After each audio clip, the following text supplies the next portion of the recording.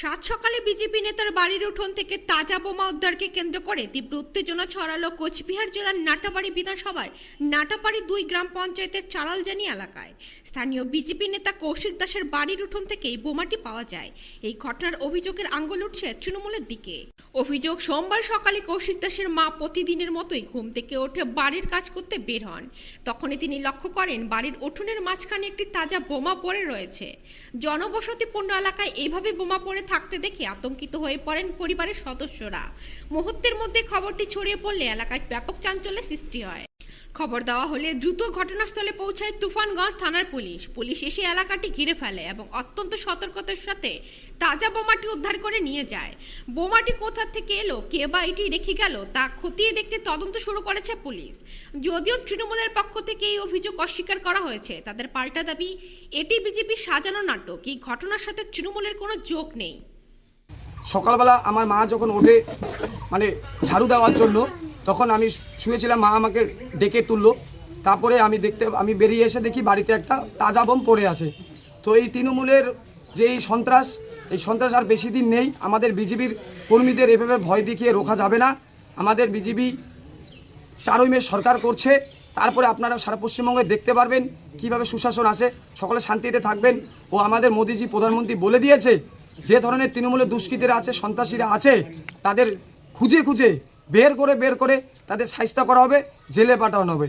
আমার প্রশাসনের কাছে করজোরে বিনোদনের অনুরোধ, আপনারা সঠিক তদন্ত করবেন, সঠিক তদন্ত করে বের করবেন। গত 2019-এর লোকসভাতে আমার বাড়িতে বোমাবাজি করেছে, এবার 2026-এর বিধানসভা ভোট, সেখানেও বোমাবাজি করেছে। তো আমাদের এই ভয় দেখিয়ে আমাদের বিজেপি কর্মীদের রোখা যাবে না। আমাদের বিজেপির লড়াই, এই তৃণমূলের বিরুদ্ধে লড়াই, এই তৃণমূলের সন্ত্রাসকারীদের বিরুদ্ধে যে লড়াই আমাদের জারি আছে, আমাদের লড়াই চলবে। কি মনে হচ্ছে, কি কারণে বোমাটা লেগেছিল? কি কারণে? আমি বিগত 2018 পঞ্চায়েত নির্বাচন থেকে বিজেপিতে যুক্ত আছি। সবসময় আমি নাটাবাড়ি 1-2 অঞ্চলে বিজেপি থেকে কম বেশি প্রোগ্রামে যাই, মিটিং মিছিলে যাই, হাটে বাজারে মিছিল। নরেন্দ্র মোদী এসেছিল, সেখানেও গিয়েছিলাম। সেই সব ছবি আমি ফেসবুকে ছেড়েছি। তার মাধ্যমে আমাকে অনেক থ্রেট দিয়েছে, আমাকে হোয়াটসঅ্যাপ কল করে অনেক থ্রেট দিয়েছে, মেসেঞ্জারে অনেক থ্রেট দিয়েছে।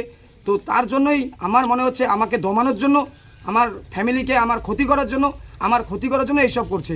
কিন্তু আপনাদের কাছে একটা বলে রাখবো, সারা পশ্চিমবঙ্গবাসীর, আমার যদি কোনো ক্ষতি হয়ে থাকে, আমার যদি আজকের দিন থেকে যদি কোনো ক্ষতি হয় আমার ফ্যামিলির, আমার পাড়া প্রতিবেশীর, টোটাল তার দায়ভার থাকবে বর্তমান পশ্চিমবঙ্গ সরকার, তৃণমূল সরকার, মমতা ব্যানার্জি দায়ী থাকবে যদি আমার কোনো ক্ষতি হয়ে থাকবে। শক্তি প্রমুখ কৌশিক দাসের বাড়িতে তাজা বোমা উদ্ধার হয় আজ সকালে। সে অভিযোগের আঙুল একদম আপনাদের বিরুদ্ধে, কি বলবেন এই বিষয়ে? সেটা আপনাদের মাধ্যমে জানতে পারলাম। আমাদের বিরুদ্ধে অভিযোগ ওটা ওদের সাজানো নাটক। তৃণমূল কংগ্রেস উন্নয়নে বিশ্বাসী, শান্তিতে বিশ্বাসী, সম্প্রীতিতে বিশ্বাসী। আপনারা দেখুন বর্তমান যে নির্বাচন চলছে, নাটাবাড়িতে বা নাটাবাড়ি অনেক বিশেষ করে কোনো একটা অপ্রীতিকর ঘটনা, মারপিট কিচ্ছু নেই। শান্তিতে আছে মানুষ, জনগণ বুঝতে পারছে না। নির্বাচনের সকলেই বলছে এই শান্তির পরিবেশটাই থাক। তৃণমূল কংগ্রেস এই শান্তিতেই বিশ্বাসী, জনগণের উন্নয়নে বিশ্বাসী, অন্য কিছু। তাহলে অভিযোগ কি পুরোটাই ভিত্তি? রাজনৈতিক ব্যাপার, তাহলে রাজনৈতিক অভিযোগ। তাদের সঙ্গে আমাদের সেরকম সংস্রব নেই, বা তৃণমূল কংগ্রেস এই রাজনীতি বিশ্বাসী নয়।